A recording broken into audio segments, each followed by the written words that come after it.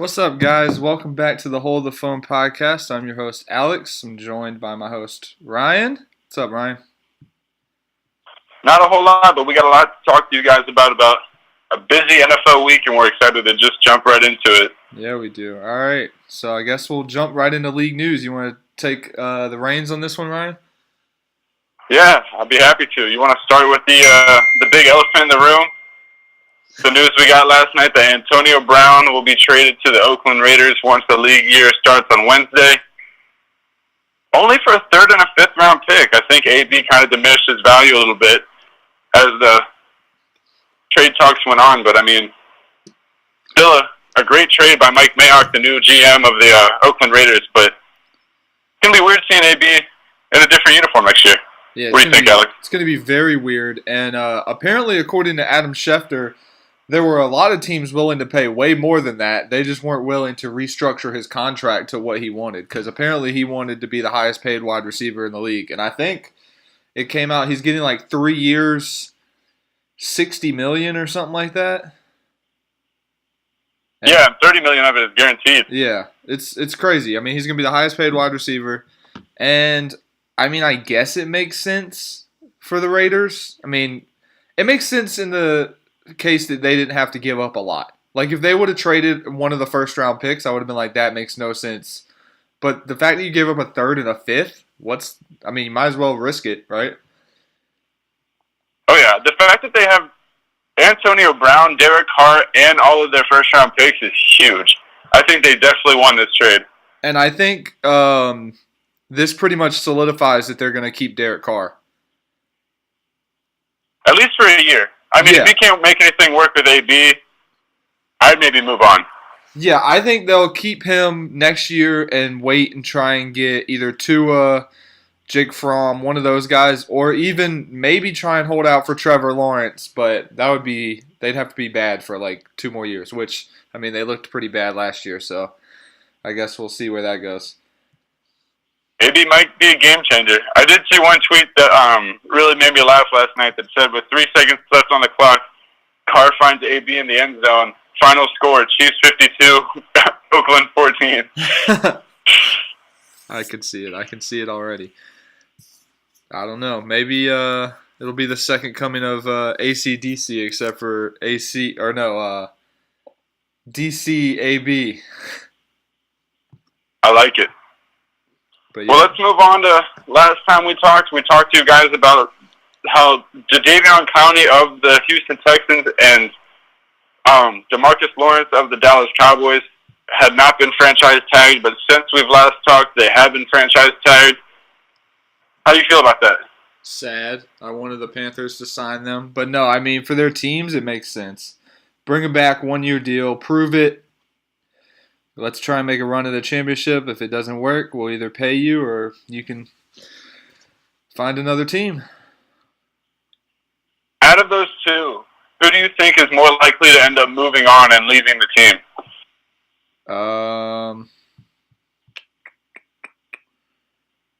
Clowney. Really? Yeah, I don't think they're going to want to pay him. I think Dallas will pay DeMarcus Lawrence. See, I was going to go the other way. I was going to say DeMarcus Lawrence because isn't this the second year they've done it? They franchise tagged him? Yeah, DeMarcus Lawrence, yeah. I think they said that all the stats point to like a low long-term signing rate for people who get franchise tagged twice. I mean, just look at Le'Veon Bell and Kirk Cousins. True. I mean, but they don't really have anybody else. Like Randy Gregory suspended. David Irving has retired or quit. I don't really know what's going on with that whole situation. So, like, they're either going to have to find somebody to replace him very quick, or they're going to have a big hole in that defense. I mean, if they want to find someone to replace him, I think this is the draft to do it. The defensive line talent in this year's draft is crazy. Yeah. So, I mean, if they want to replace him, I think this is the year to do it. But, I mean, hopefully, for their sake, both of those players get long-term deals and they're able to get what they deserve. But now we can move on to Friday, which was an absolutely insane day. I forgot to mention all the Buffalo madness with AB. Oh, yeah. Man, that hurt. At first, I was like, "Oh, Ryan's gonna be so happy," and then it turned to just absolute anger when AB was like, "Yeah, just kidding. I don't want to play for you guys." Um, I actually wasn't even happy when the first news broke. I was kind of upset because, in my opinion, AB is old. He's still a fantastic player, but he's older, so he's more of a risk. He's expensive, as you know, because he just got the huge restructured contract. And he's a diva. He would not fit our locker room culture at all. So I didn't want him. I was kind of upset with the news. I was actually relieved when it came out as fake news. Or not really fake news, but the trade fell through. I was just more upset that everyone spent their entirety of Friday trashing on Buffalo for no reason. I mean, they were trashing on him because AB said he didn't want to play there. I don't know. I think everybody is sleeping on Buffalo. I don't think next year y'all are going to be great. I can see y'all going like 7-9, but I see in like 5 years y'all could be really good, especially when Brady's out of the division. I think that division is going to be wide open, and y'all have a lot of really good young talent, and you tend to keep them in-house when they come. So I don't know. I was talking a lot of trash about Josh Allen last year. Did not think he was going to be good at all, and he proved me very wrong. I think he is probably the second best quarterback out of that class right now, and potentially the best quarterback out of that class. Well, that warms my heart hearing you talk about my quarterback like that. But, I mean, I definitely agree with you that the future is bright, but I think it might be the near future that's bright too, because, I mean, as long as Tom Brady's in the division, we're not going to win. But I think we have a chance at a wild card spot this year. It depends on how we utilize our cap, because, I mean, we are top 5 in the league with $75 million in cap space, and we've got 10 draft picks. So I like to see how we spend that, but, I mean, if we spend it well, I could see us making a run at the wild card spot. But yeah. I see what you're saying about the future looking bright in Buffalo. Got to get some offensive linemen in there. But other than that, I think y'all are looking pretty good. Matt Paradise is coming, man, I hope. All right, so let's, like I was saying earlier, let's skip on over to Friday. Like I said, the world was kind of set on fire with the AB trade, but before the AB trade, Pittsburgh traded another player that we weren't really expecting until Friday, which was right tackle Marcus Gilbert. He got sent to the Arizona Cardinals for a 6th-round pick. And I got to say, I'm really liking all the moves that Cliff Kingsbury is making under the table here. I still think he's a fantastic coach. He's got to prove that to me this year. But, I like the moves that he's doing, bringing in Robert Alford and Brooks Reed and Charles Clay and now Marcus Gilbert. He's definitely building something special over there. I'm telling you, y'all were sleeping on him. He's going to trade Rosen, draft Kyler Murray, and then that team's going to be electric. Where would be the best landing spot for Rosen, in your opinion? I still don't understand why the New York Giants haven't traded for him immediately, or the New England Patriots. Either one of those.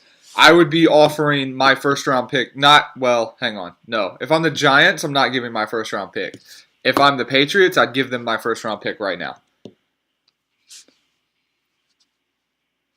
You said you'd give them your first-round pick if you're the Patriots? Yeah, if I'm the Patriots. If I'm the Giants, I would offer probably like a 3rd round and then like a 6th and a 7th for him. I think those are 2 really good teams. I think that the Giants are going to draft Dwayne Haskins, and it's going to be a huge mistake. Huh. I definitely think the Giants are leaning towards Haskins as well. I don't know if it'll be a mistake. It definitely will be. Well, it depends if they throw him right in the fire or if they let him sit behind Eli for a year.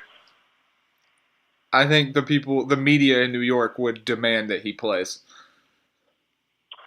I agree that New York media is definitely a big obstacle that a lot of other teams don't really have to face. But yeah, if I'm like the Chargers, why not go out and get him? He's 21 or 22. He might be 23. But he's super young. He's on a ridiculous contract. And you can get him for a lot cheaper than you could have last year. So why not go try and get him, especially if they're going to shop him? I do like what you're saying about the Chargers. I think they definitely need to be looking for a quarterback soon. I was surprised to hear that Anthony Lynn was staring down Kyler Murray at the Combine. Yeah. As in, like, he was all hard eyes for him. I mean, they would have to do something crazy. I really do think he's going to go number one. So unless Arizona gets some ridiculous trade package, then it looks like he's going to be the number one pick. I think, speaking of the Chargers, I think they might go after Teddy Bridgewater. That'd be interesting. I'd like to see that. Definitely give Teddy Bridgewater a nice little opportunity once Phillip Rivers hangs it up after a long, awesome career with the Chargers. But back to the trade we were talking about. I don't get why the Steelers would make this trade. What value is a 6th-round pick in all actuality? Like, you're trading a pretty – I mean, he's not great, but he's a decent offensive lineman. And I don't know if they have a replacement for him for a 6th-round pick. It just doesn't make sense to me. Yeah, from what I was seeing, they don't really have a strong replacement for him just yet. But, I mean, this offensive line draft class is pretty stacked, so I wouldn't be surprised if they turn to the draft to find his replacement. But, yeah, I don't think they have any immediate heir to the throne in terms of the starting right tackle position. Yeah. But we can move on and talk about the other trades that happened. I think this was Friday. Martellus Bennett got traded to the Patriots. I'm not really sure what they gave up to get him, though. I was just trying to look it up, and I can't find anything. Michael Bennett? Yeah, Michael. Did I say Martellus? Yeah. I mean, speaking of Martellus, because he got traded to the Patriots, Martellus Bennett is now considering coming out of retirement to rejoin the Patriots, which is kind of something I would like to see. I'd like to see two sets of brothers on the Patriots. That'd be pretty cool. Maybe that's why they cut Dwayne Allen earlier this week. Well, I think that was more of a cap situation, but I mean, that definitely opens up space for Martellus Bennett to join the roster again. Yeah. But no, I think they traded like a late round pick for Michael Bennett, which is kind of a steal. But I think I was actually talking to a friend of mine on Twitter this past week talking about the trade, and he was saying that more than anything, Michael Bennett may not even be on the roster when the season starts because he's more of an insurance policy if they don't re-sign Trey Flowers. I think the Patriots are still heavily going after Trey Flowers to try to re-sign him, which is honestly a really smart move because he's easily their best player on that defensive line. But I think Michael Bennett is a nice backup policy or insurance policy if they don't re-sign Trey Flowers and he leaves for the Dolphins or the Lions or someone else like that. Yeah, I agree. So, also on Friday, we saw a slew of Jacksonville Jaguars get cut, such as Malik Jackson, Carlos Hyde, Tayshaun Gibson. I think it was like their backup long snapper, and I think their right tackle, Jeremy Parnell. It was a huge day for cap casualties in Jacksonville, and a lot of people looking for new homes. But I mean, they cleared up, I think, $30 million in cap space, which is huge for them because they were. I mean, we've been saying it for weeks. They've been in cap hell, so I mean, they at least kind of bought some time with those moves right there. What do you think about them? I don't think they bought time. I think they're going to give that $30 million guaranteed to Nick Foles to come be their quarterback. He's going to get some ridiculous contract. It's going to be like 3 years, $45 million, $30 million guaranteed or something like that. I think they're just going to waste it all on him. But I mean, that's a lot of decent players that are looking for a new home. I know Carlos Hyde yesterday signed with the Chiefs, so he already got picked up off the market. Yeah, listening to you talk about the Foles contract makes me cringe because it's like I know he's not going to be worth that much money, and like it's kind of like you see the Jacksonville Jaguars like pursuing Foles, and it's kind of like watching a kid play a game, but he's not really following the rules all the way, and you're just kind of like, I'm not going to say anything, I'm just going to let him play. Exactly. You know, it's kind of like that because you're just like you don't want to ruin his fun, but I mean it's not going to end up working out for him in the long run. But I do like the move that the Kansas City Chiefs made and bringing Carlos Hyde in on a relatively cheap deal that kind of gives them depth in the linebacker position. The running back position behind Damian Williams. I like the committee they'd run with that, and also that kind of solidifies the running back core. So now if they just draft a running back in a late round with a late round pick, I think they're all set at their running back position. Yeah, I agree. So I think the last trade that happened Friday was the Giants sent Oliver Vernon to Cleveland in exchange for Kevin Zeitler. Yeah, you got it. Okay, yeah. Which I mean, I think it makes sense for both teams. Honestly, I saw a lot of people ripping the Giants on Twitter for trading Oliver Vernon. I don't get it because he's been playing outside linebacker and it's not been working because he's not very fast. So I think he's going to switch to defensive line when he goes to Cleveland. And God knows the Giants need offensive line help. So bringing in Zeitler really helps their offensive line. I mean, anything would help that offensive line, but it does help. I do really like the move on both parts. This is one that we've both talked about on Friday being a win-win situation. I definitely think that the Giants got a good deal because now their offensive line is so strong now. Well, I wouldn't say so strong. They still have a lot of work to do, but I mean, they've got Will Hernandez, who they drafted last year, Nate Solder, who they signed last year, but didn't really play up to expectation. But I mean, we know what he's capable of. And lastly, we just mentioned Zeitler. I think they're building something special, and I like what Pat Shurmur's doing up in New York. I do think I also like what John Dorsey's doing in Cleveland. I think seeing Olivier Vernon match up with Myles Garrett is going to be deadly. And I don't want to crown him just yet, but I do think that the Browns are in position to win that division in 2019. Oh, me too. The dysfunction that is in the Pittsburgh locker room, Lamar Jackson's not going to be that good. People are just going to learn how to stack the box and make him throw. I think they're setting up. I mean, granted, when I say they're going to win the division, I think they might go 9-7, 10-6, and win the division. But I still think they could win the division, which for the dog pound would be huge because they haven't seen the playoffs since 2009, maybe. I think it's longer than that. I think after the Bills ended their playoff drought, I think the Browns kind of took the reins on the longest playoff drought in the NFL right now. I think it's been I want to say 11. It might be 2005. I don't know why, but that sounds familiar. They had that white guy as their running back. I can't remember his name, but he was on the cover of Madden. That was the last time they were in the playoffs. I don't remember his name. But did you have any other league news for us, Ryan? Ryan? Sorry, sorry, I was looking that up. I think it was 2002 is what I just looked up, maybe. Oh, okay.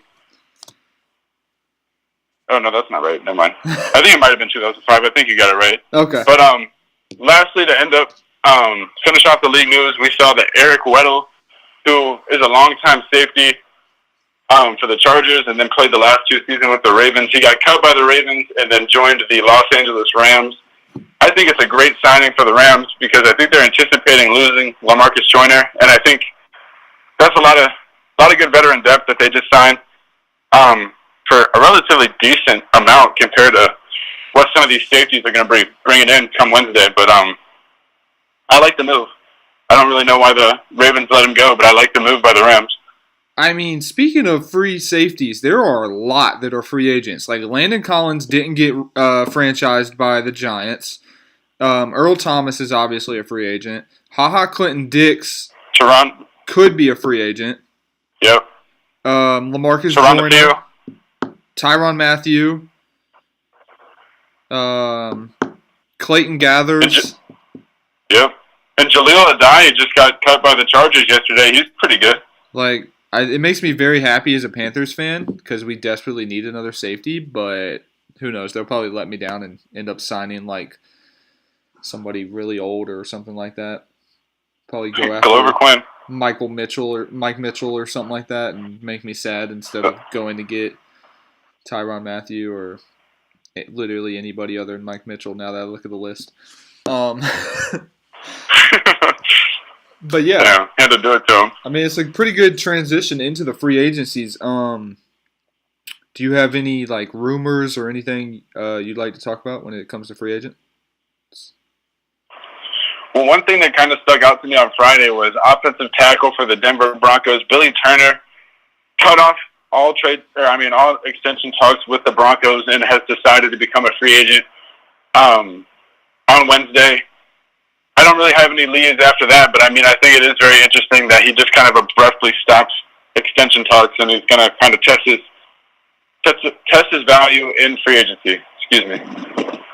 I mean, it sounds like the Bills could be a player in that one, but I think there will be a lot of teams, honestly. I don't know. If I'm him, I'd want to get out of Denver also. I mean, Joel Flacco is going to be your quarterback. It's not a bright future.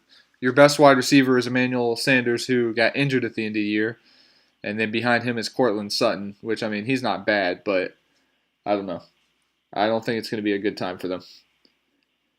I'd be more interested in his teammate. Like I said, I've been screaming Matt Paradise's name for about 2 months now, so hopefully he ends up in Buffalo. Here's something I also wouldn't mind. Oh, sorry. No, go ahead, man. Finish your thought. I was just going to say I wouldn't mind taking your right tackle, Darrell Williams, either. Dude, I'll be so sad. Please, I don't understand why we didn't franchise tag him. They better sign him. I'll be so sad. Our offensive line is already terrible.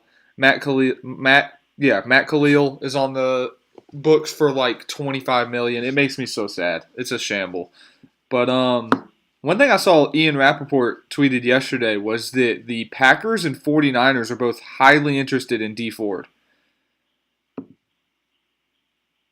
I mean, which they should be. Both of those teams really kind of lack strength and depth at the defensive end position, which is where Dee Ford plays. I mean, Dee Ford, he's catching a lot of flag for kind of that late penalty in the Patriots game, but I mean, he had a monster year last year.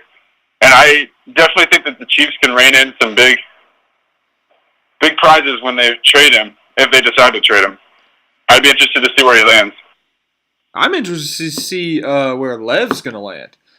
It feels more and more like it's going to end up being the Jets, just because I don't think anybody's going to want to pay him that much. Because at first I thought the Chiefs might be a player, but now that they signed Carlos Hyde, I'm like, that doesn't really make sense to have that many running backs in your backfield. So I feel like it's more and more going to be the Jets. I would rather he go to the Ravens. I don't want to see. I mean, that's just speaking as a Bills fan. I don't want to see Le'Veon Bell twice a year. And also, I'd love to see him at the Ravens so he could beat up on the Steelers twice a year as well.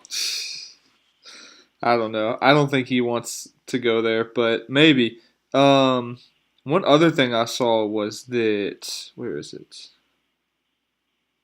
Isn't the 49ers Mike McGlinchey a free agent? Or no? No, he just got drafted last year. He's on that. He'll be there for a while. He's a centerpiece. Who am I thinking of? Who's the other guy there? Is it Joe Staley? Staley? Is he a free agent? I don't know. He's older, though. I thought one of their good offensive linemen was a free agent, but maybe I'm highly mistaken. I know they re-signed Mike Person. Was that the person you're thinking of? Oh, maybe. Or Pearson Person? I think something like Pearson, that. Yeah. Do I have anything else on free agency? Let me think. I think Tyrell Williams will be a big name come Wednesday. I think he's kind of like the leader of this wide receiver class now that Antonio Brown is taken care of. I want him in Buffalo, but I mean, there's a lot of competition for him. I think also Philip Dorsett will probably get a lot of. He'll sign like a cheap contract, but I think he'll be a good quality pickup for somebody.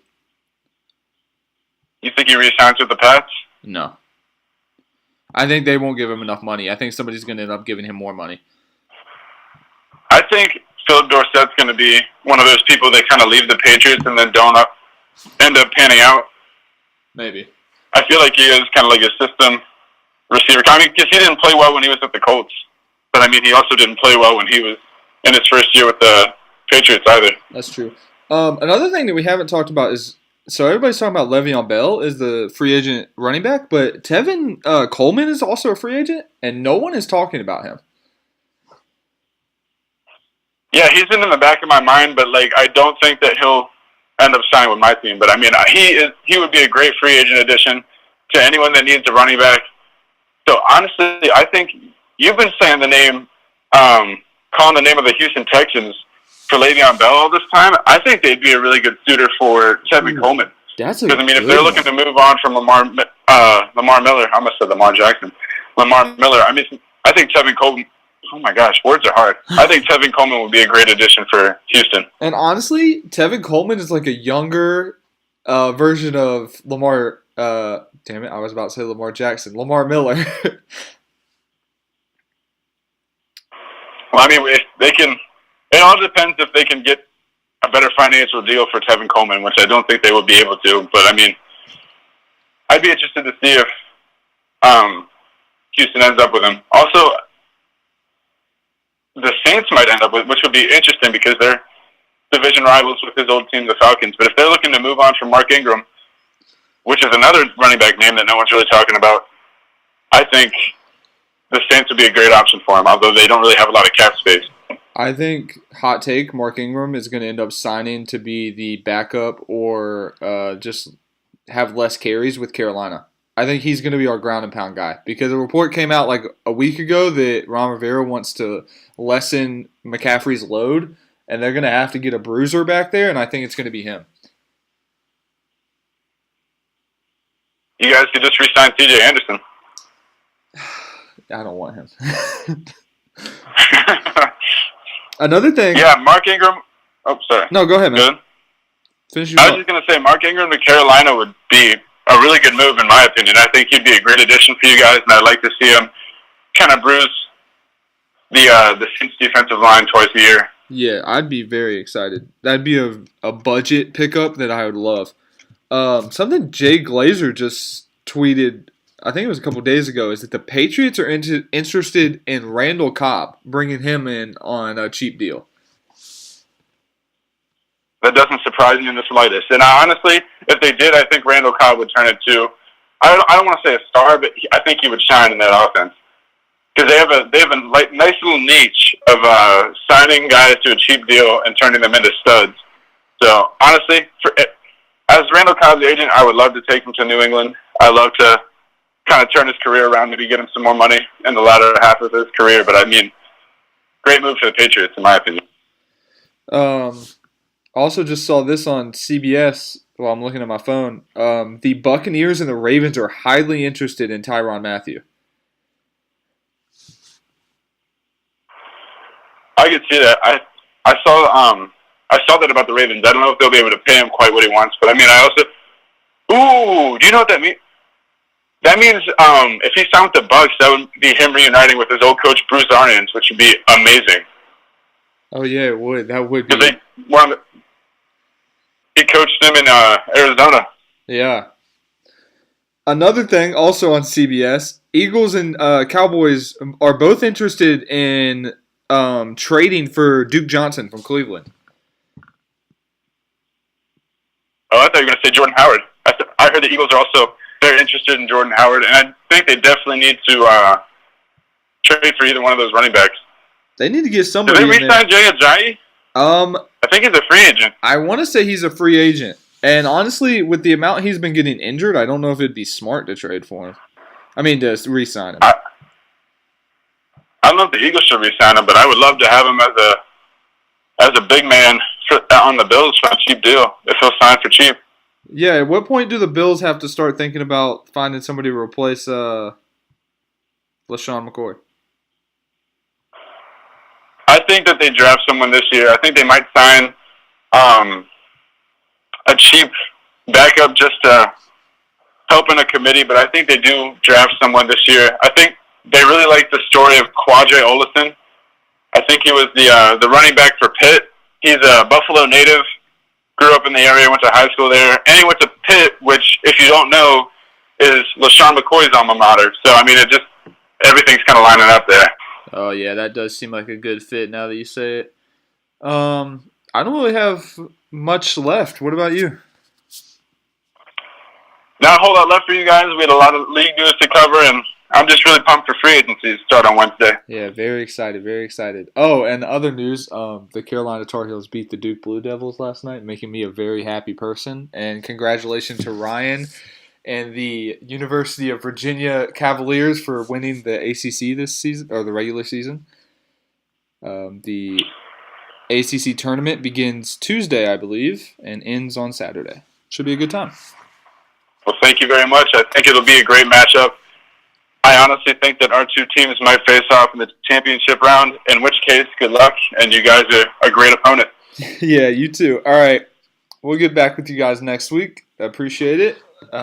Give us a like, a retweet. Follow us on Twitter and Instagram. Y'all have a great rest of your weekend.